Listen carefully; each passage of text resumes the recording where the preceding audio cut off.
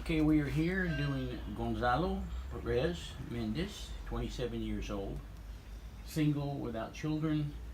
It will be an interview on his thoughts about his participation in the migrant caravan from Honduras to the United States border. Okay? Okay. ¿Y su nombre? Gonzalo Pérez Méndez, Okay. ¿En cuántos años tiene usted? 17 años. ¿Ah? ¿Y usted es soltero? Sí, Sin niños. sin niños. Gracias a Dios, o no, yo no sé. ¿Dónde usted reunión con ellos para salir? ¿Aquí en Copán o...? Bueno, salimos el 16 de octubre y entonces la idea fue alcanzar la caravana, Ujú. porque en la noche anterior se encontraba en Esquipula, Guatemala.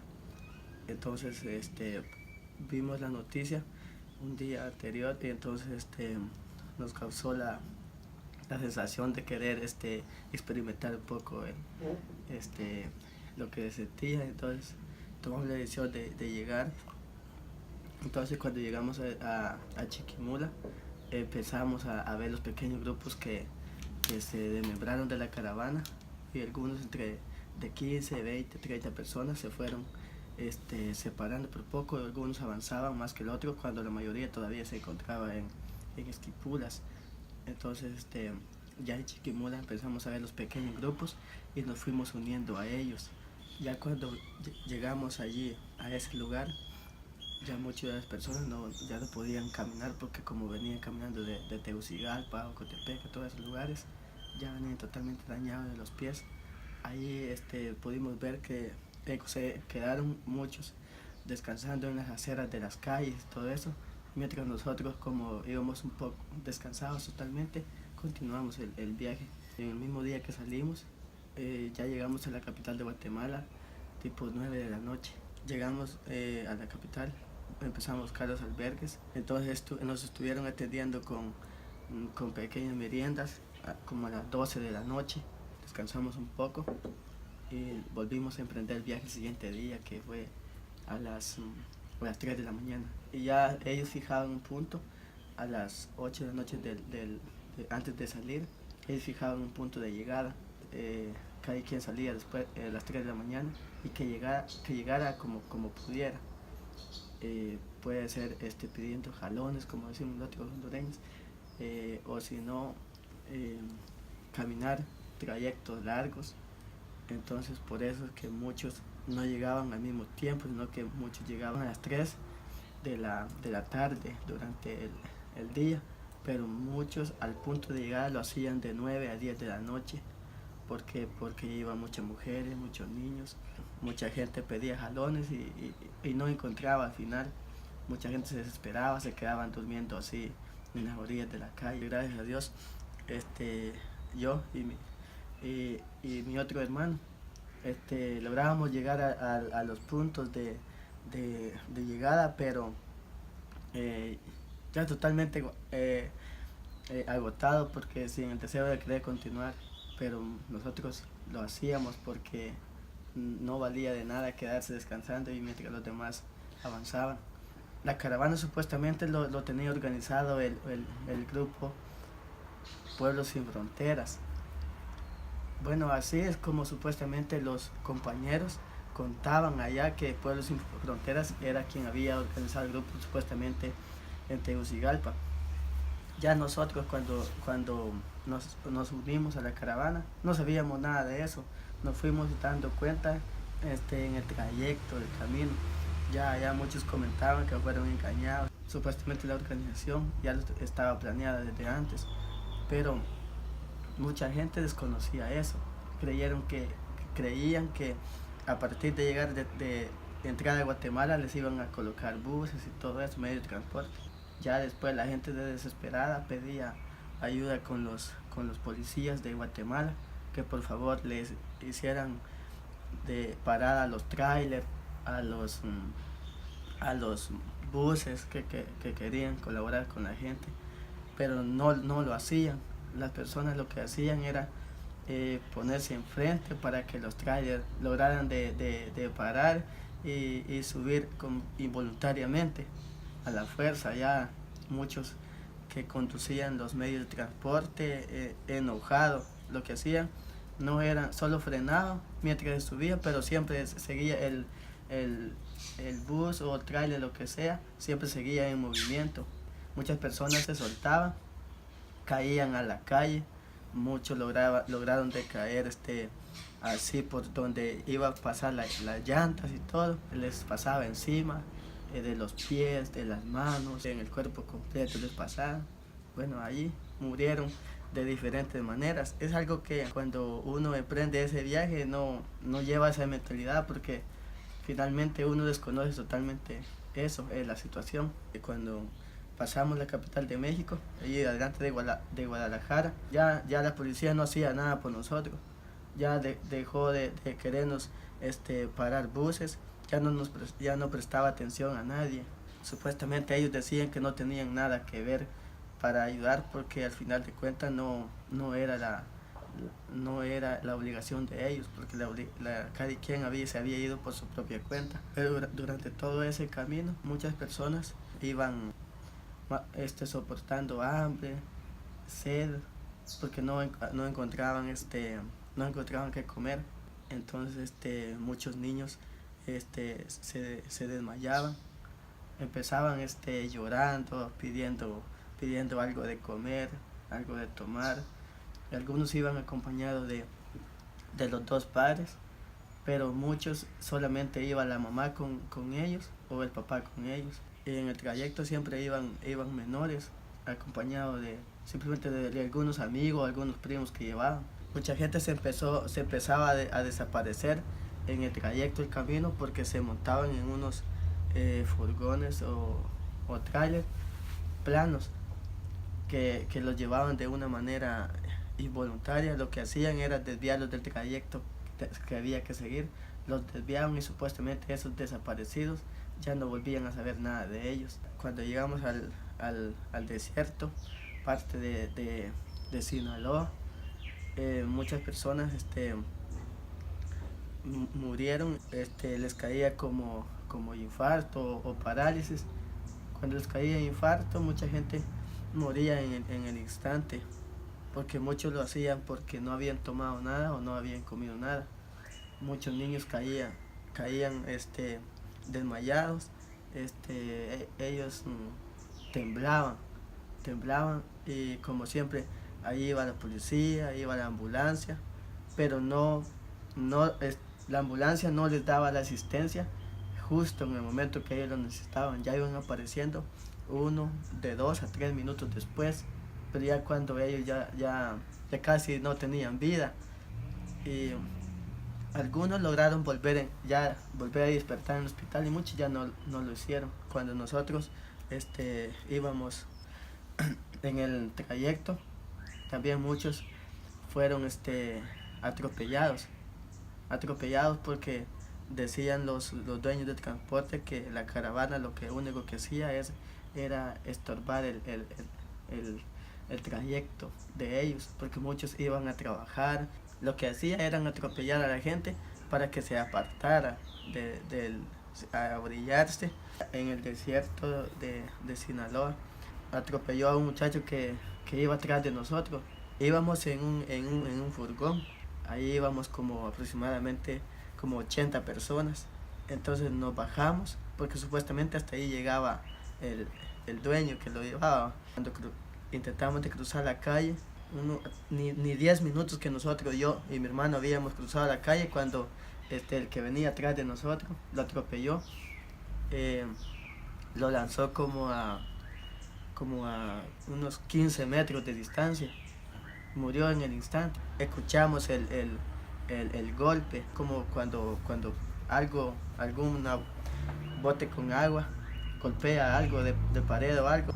El muchacho llevaba una colchoneta, una pequeña colchoneta personal, y un bote con agua.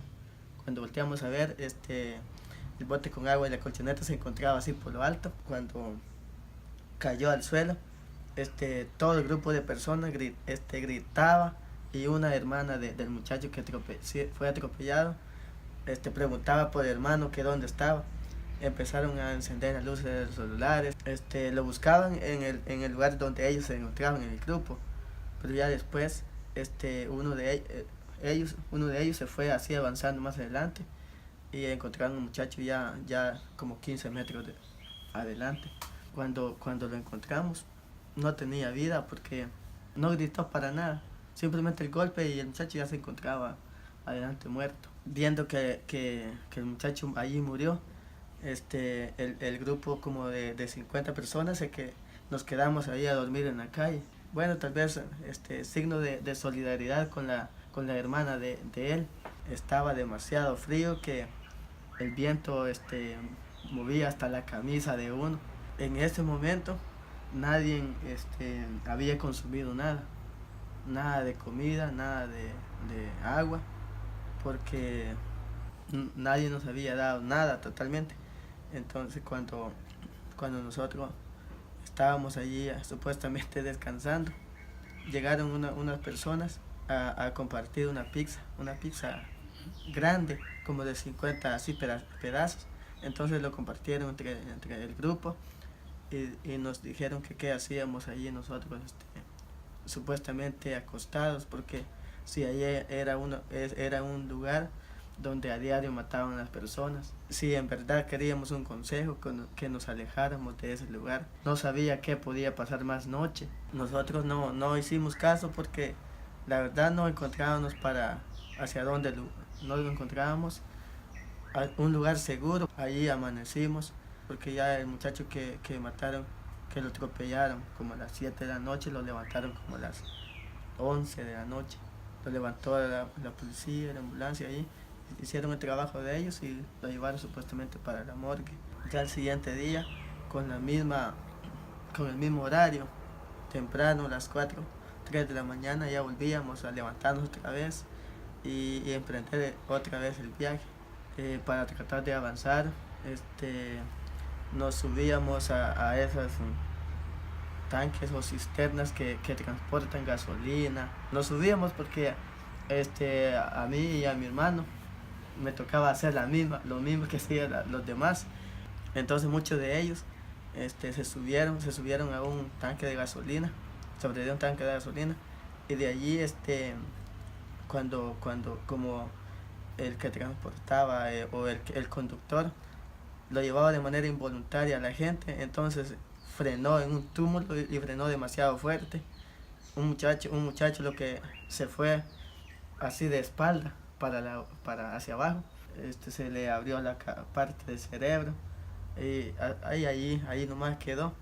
Y entonces cuando veían que alguien se mató, la policía más adelante los bajó y bueno, los conductores no les hacían nada, los dejaban ir siempre porque tal vez parte de la culpa lo tenía quien se montaba. Mucha gente perdió la vida de diferentes maneras. Algunos perdieron un pie, otros perdieron los dos, algunos las dos manos y algunos quedaron paralíticos. A uno lo único que le pide a Dios en ese momento de que lo mantenga con vida y lo mantenga con salud.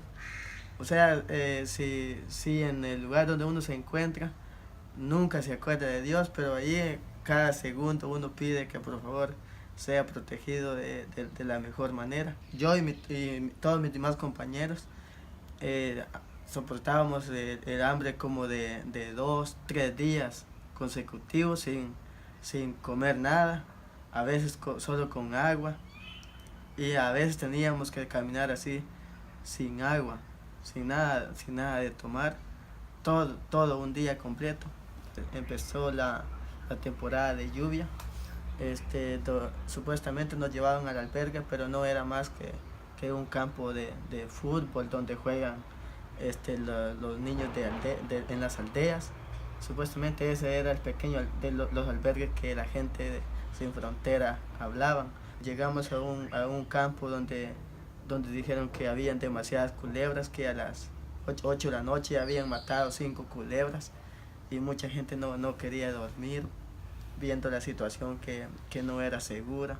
Eso era en uno, más en otros que pasamos, que solamente ponían unas pequeñas carpas donde solamente le daban la prioridad a las mujeres con niños, pero ya todos los varones, a ellos no les daban prioridad. A los varones que buscaran donde sea posible, pero finalmente cuando se venían las lluvias o las tormentas, sobre las carpetas se almacenaban agua, y lo que hacían las carpetas de la presión que les hacía agua, terminaban desarmándose. En un albergue eran como las 11 de la noche iban a ser. Algunos niños ya estaban durmiendo, y donde vieron que los levantaron, empezaban a llorar, y inmensidad de niños llorando porque tenían sueño. Y entonces nos tocó ponernos de pie y buscar las ciudades para ir a dormir en las aceras de las casas. Ni dormíamos porque solamente ir a sentarnos nada más mientras pasaba la noche.